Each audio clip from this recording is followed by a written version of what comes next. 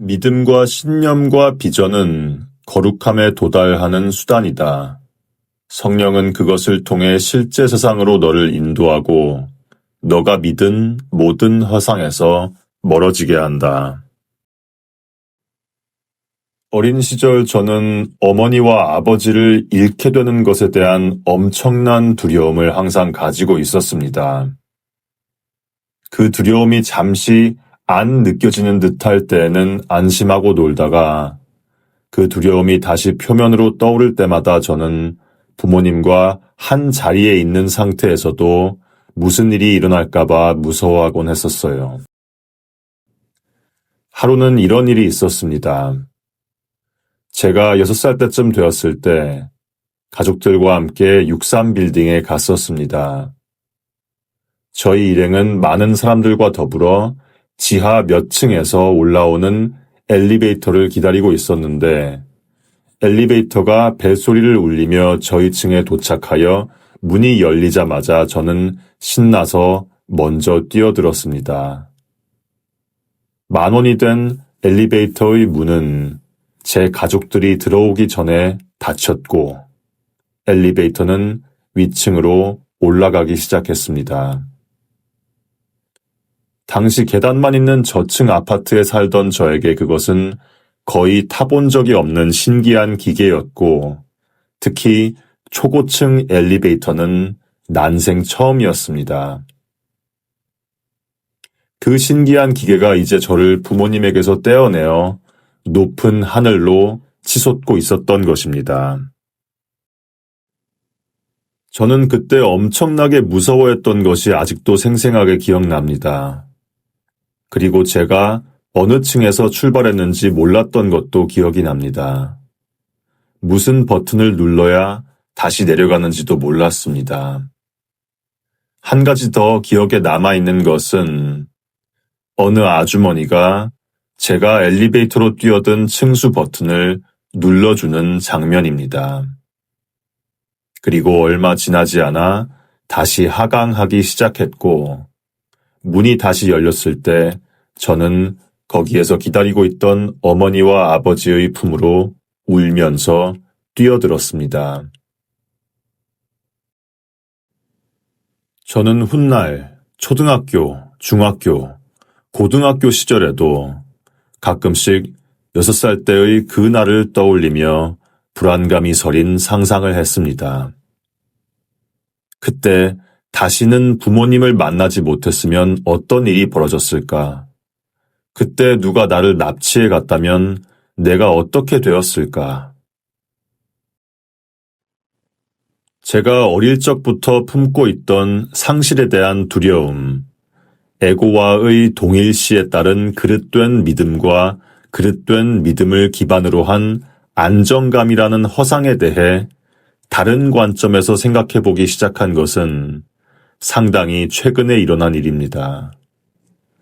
그리고 에고의 그릇된 믿음과 안정감이라는 허상을 다른 관점에서 바라보고자 할 의도를 가진 지금도 저는 여전히 어린 시절 가지고 있던 상실에 대한 두려움을 느끼고 있습니다. 물론 형태나 정도가 바뀌었어도 그 두려움이 여전히 있고 여전히 하나의 과제로 남아 있습니다. 불신은 믿음이 없는 상태가 아니라 무를 실제라고 믿는 것이다. 허상해준 믿음이라고 해서 힘이 없는 것은 아니니 왜냐하면 이를 통해 하나님의 아들은 자신을 무력한 존재라고 믿기 때문이다. 육체와 동일시하는 상태에서 우리가 믿음을 주는 대상은 언제나 다른 육체 또는 다른 무언가입니다. 어린아이에게는 부모님이 믿음과 의존의 대상입니다. 고아에게는 부모님이 아닌 다른 누군가 또는 무언가가 믿음과 의존의 대상입니다. 에고와 동일시하는 상태에서는 어떤 특정한 형태의 믿음을 부여할 수밖에 없고 형태는 정의상 변동과 변화가 항상 가능한 무언가이기에 에고에게는 흔들림 없는 믿음이라는 것이 사실상 불가능합니다. 에고의 믿음에는 믿음을 저버릴 가능성이 이미 내재되어 있습니다. 에고에게 믿음이란 자신이 기대하는 바를 이행해 줄 것이라는 신념이며 따라서 언제나 실패와 절망에 대한 두려움과 불안감이 공존합니다. 그런 의미에서 에고의 믿음은 곧 두려움입니다. 에고가 비록 겉으로는 인정하지 않더라도 에고에게 믿음은 자신이 얼마나 무력한 존재인지를 확인하는 도구가 됩니다. 기독교에서 볼 수 있는 하나님을 믿는다는 관념도 여전히 에고가 정의하는 믿음인 경우가 많습니다.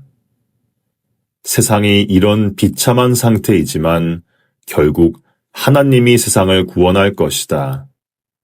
죄인들이 판을 치고 있지만 하나님이 저들을 심판할 것이다.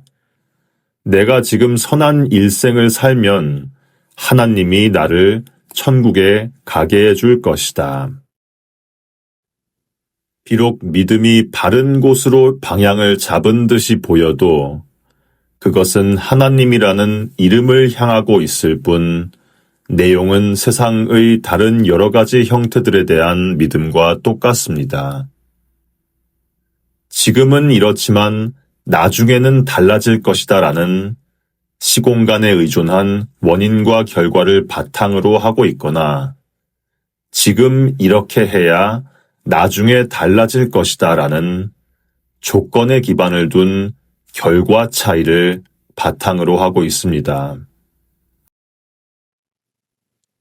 그러므로 하나님을 믿겠다는 결정을 내린다면 일단 먼저 하나님을 믿는 것이 무엇을 의미하는지에 대한 올바른 이해가 필요합니다.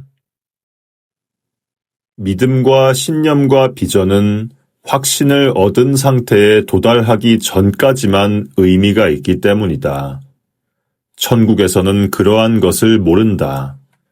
하지만 그것을 통해 천국에 도달한다. 하나님을 믿는다는 것은 나 자신이 하나님의 일부임을 확신하는 상태가 되고자 하는 의지입니다. 그러므로 하나님에 대한 믿음도 에고의 다른 여러 형태의 믿음들과 마찬가지로 확신이 없는 상태이기에 또는 아직 확신에 도달하지 않은 상태이기에 불안정함과 두려움이 배제된 믿음이 아닙니다. 또한 지금은 확신이 없는 듯이 느껴지지만 마치 나중에 가서야 확신에 도달하는 과정처럼 보이기에 여전히 시공간에 구애를 받는 과정으로 여겨질 수 있습니다. 하나님을 믿는다는 것과 에고가 가지는 믿음들의 유일한 차이점은 하나님에 대한 올바른 믿음은 그 믿음을 더욱 굳건하게 다져줄 비전이 주어지고 에고의 믿음에는 비전이 주어지지 않는다는 것입니다. 에고의 믿음들은 나 자신이 무력한 존재라는 신념만 강화시킬 뿐입니다.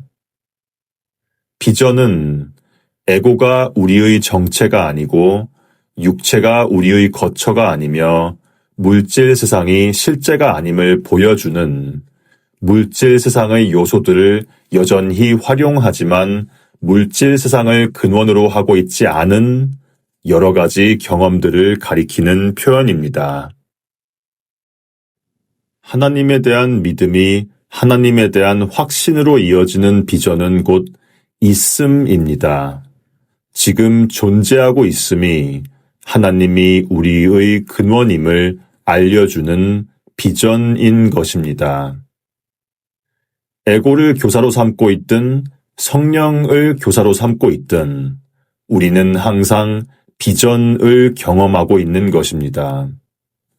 자신이 그 비전을 경험하고 있음을 인지하는가, 인지하지 않는가의 차이일 뿐 하나님이 우리의 근원임을 알려주는 비전은 분리라는 허상과 동일시한 순간부터 한 번도 멈춘 적이 없었습니다. 그러므로 하나님에 대한 믿음이 흔들리는 듯이 느껴질 때마다 또는 자신이 하나님의 일부임을 확신하고자 한다는 의지가 흔들릴 때마다 우리는 스스로에게 지금 존재하고 있음 자체가 내가 하나님의 일부임을 나에게 보여주고 있다는 것을 일깨워 줍니다. 우리는 에고의 자녀가 아니라 육체의 자녀가 아니라 하나님의 자녀입니다.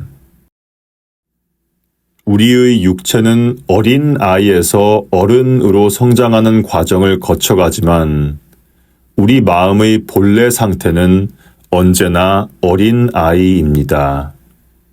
그런 의미에서 육체와 마음의 성장 과정은 서로 정반대입니다. 마음은 분리와의 동일시를 내려놓고 본래 상태인 아이를 기억하는 것이 성장 과정의 마침표이자 거듭남입니다. 성경의 마태복음에도 어린 아이처럼 되어야 천국에 들어갈 수 있다는 구절이 있는데 마음이 자신의 본래 상태에 대한 인지를 회복해야 자신이 하나님의 자녀임을 확신할 수 있다는 것을 의미합니다. 하나님을 믿는다고 선언할 때 우리는 우리의 정체가 무엇인지 알고자 한다고 선언합니다. 나는 하나님을 믿는다. 나는 내가 하나님의 자녀임을 진실로 알고자 한다. 그리고 지금 우리가 존재하고 있음이 우리의 믿음을 확신으로 인도합니다. 하나님에 대한 믿음은 우리의 정체에 대한 확신으로 이어지는 여행길입니다.